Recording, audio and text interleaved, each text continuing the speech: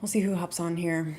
I'm not going to stay on here very long because I've got places to be tonight, but I wanted to share a story that came up at brunch today with my sister-in-law because I think it might be helpful, and that's always my goal in sharing these things, even my personal stories, is to hopefully be of service to someone else's growth. So the concept came up as we were talking this morning about learning something new, especially when it comes to relationship work and emotions, and how sometimes that can be confusing. And the reality is, most people weren't taught this type of language. They weren't given this kind of language. And while there's something so healing and transformative about just having words to articulate our experience, and a lot of times, even just from programs or from working one-on-one, my clients will say, like, I didn't realize that I didn't know how to explain that to someone else. No wonder it was so difficult to try to connect with someone.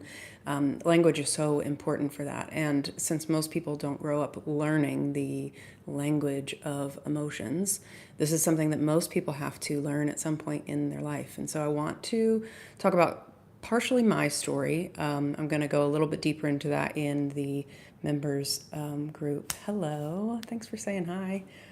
It's nice to not just talk to myself, so thanks for saying hi. And now I forgot where I was going with that. About emotions.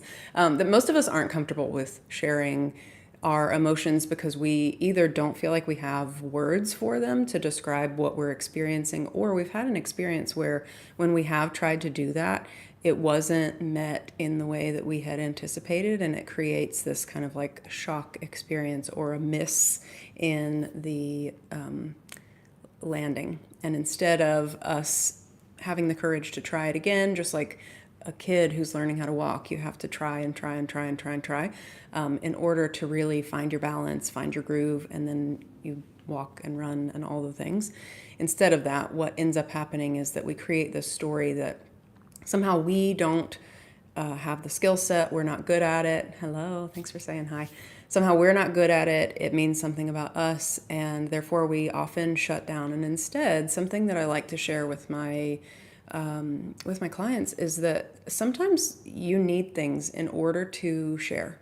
Sometimes it truly is that you don't have what you need to create the result that you're looking for.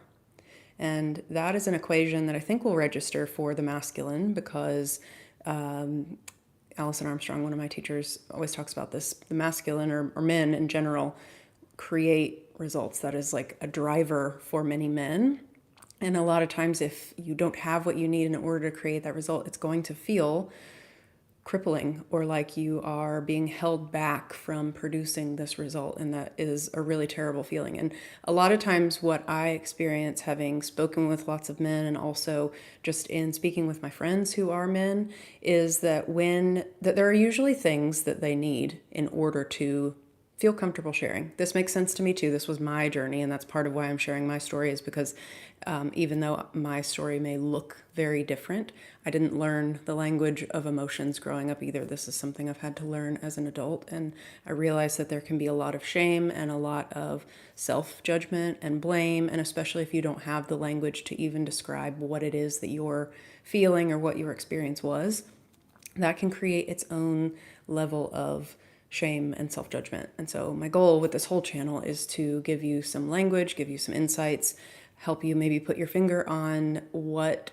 happened for you, or figure out where you want to go to keep growing so that you can learn something new. But all that to say, most of us don't grow up having this kind of language. And that was something that we were talking about too, of how there are usually things that we need in order to feel comfortable sharing more of ourselves.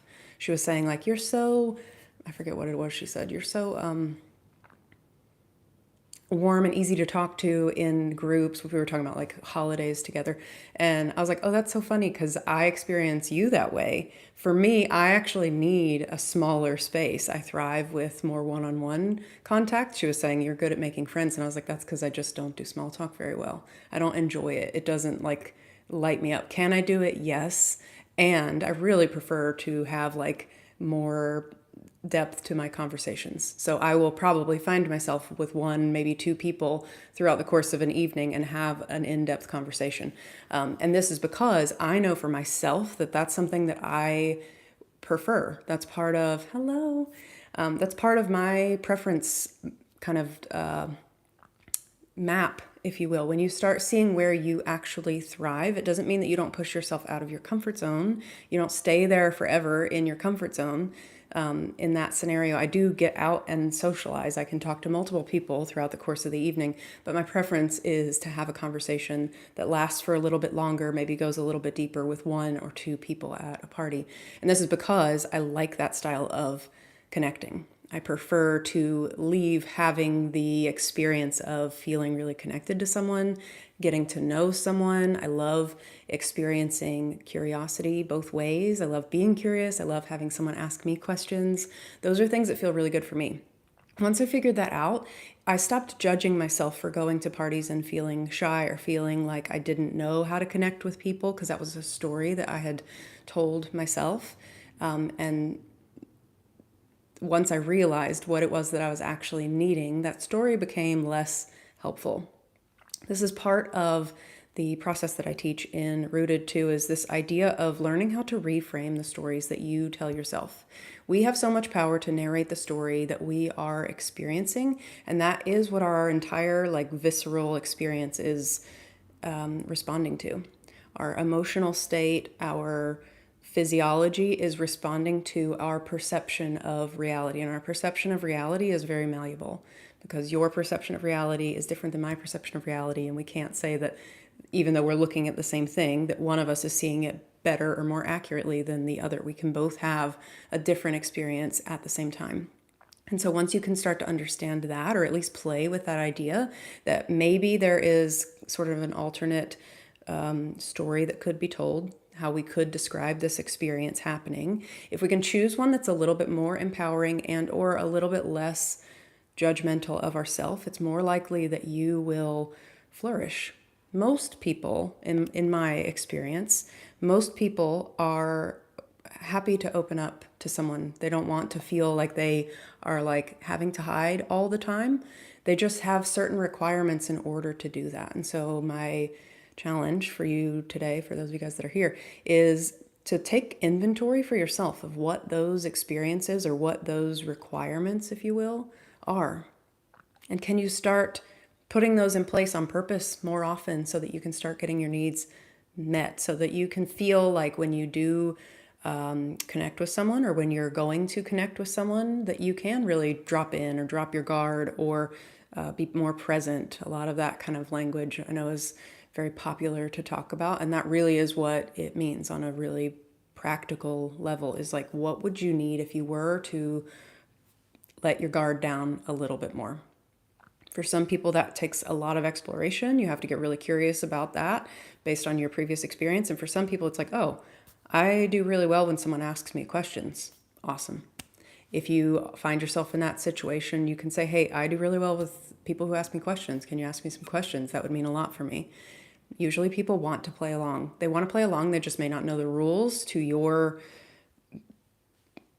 board game, to how to win with you. And that is so important. That's where language can be really, really helpful, is just understanding what's on the menu of things that you could even ask for. So I find that to be really helpful. That's been something that's been helpful for me in learning not only how to connect with people more emotionally and let people get to know me on a deeper level, but also how to engage with people as a coach, how to help people feel more comfortable, how to give them permission to show up more fully as themselves. That is what I am doing, is helping, not peel back layers, because it really is your work, but it is finding what it is that you need to kind of feel scaffolded and contained, so that as you do let your guard down a little bit more, it feels natural, it feels more authentic and safer. So one of the things that I like to work on too, in this same frame as reframing, telling a different story, is shifting the language. And this might feel, in terms of masculine, feminine language, we all have masculine and feminine energy. You guys that aren't new to my work have probably been following that for a while. I do teach the polarity of kind of what's happening internally is what we often see externally. So we have masculine and feminine energy. We've got this kind of like thinking, directional, action taking, rational, stable part of us. And then we also have this creative, fluid, imaginative, emotive part of us. And I think all of that is what's housed in being human. That is the human experience.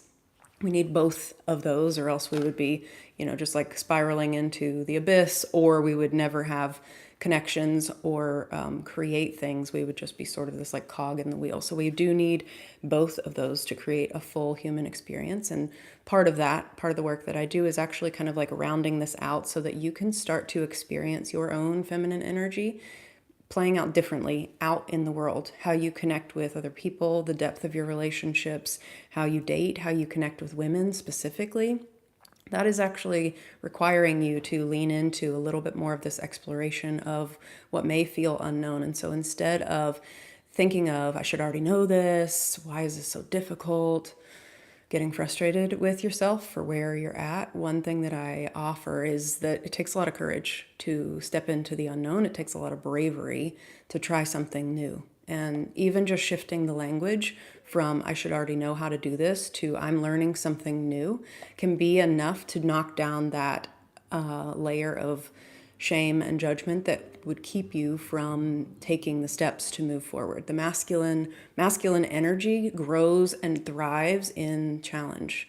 And a lot of times the amount of shame that is stacked on top of your masculine energy is the only thing that's keeping you from actually like growing and taking action. Purpose must come before anything and everything before anyone and everyone, including your woman. Yeah, I don't disagree with that. I think purpose is so important. That is your like structure to your life. That's what keeps you rooted in your own life and playing the game that you are kind of here to play at a bigger level. So yeah, thank you for sharing that. But it is so important to be able to tell a story that is empowering for you. And that is what I wanted to share today is based on my conversation with my sister-in-law and with clients that I help with creating this new narrative. You actually have to start telling a new story if you want to step into a new version of yourself. Otherwise, you're recycling the version of yourself that you already have seen. You've seen what they're capable of. You've seen what limits there are in the story that you have been telling. And if you want to step into a growth point or onto your kind of personal growth edge, you get to start telling a new story that's going to make it safer for you to move in that direction and really bolster that courage that you need to face your own challenges that will come up on that growth edge. So I'm going to hop off here because I've got some places to be, but I hope this was helpful. This is the first of many lives. This is going to actually be happening on a regular basis within the membership community because I want to tell a little bit more personal stories. I want to hear from you guys. I want to have a little bit more interaction, and that's available in there. So if this is something that you're interested in following along, you're welcome to. I'm going to try and go live on the main channel as well a little bit more often too, because that's where I can do some coaching. But I'm noticing that the comments tend to go away. So I don't know how. I've got to figure that one out. That's something I get to learn too. But I'm glad that you guys were here. Thanks for hopping on and letting me know that you are here. Thanks for being part of the channel. And I will see you guys later in the week.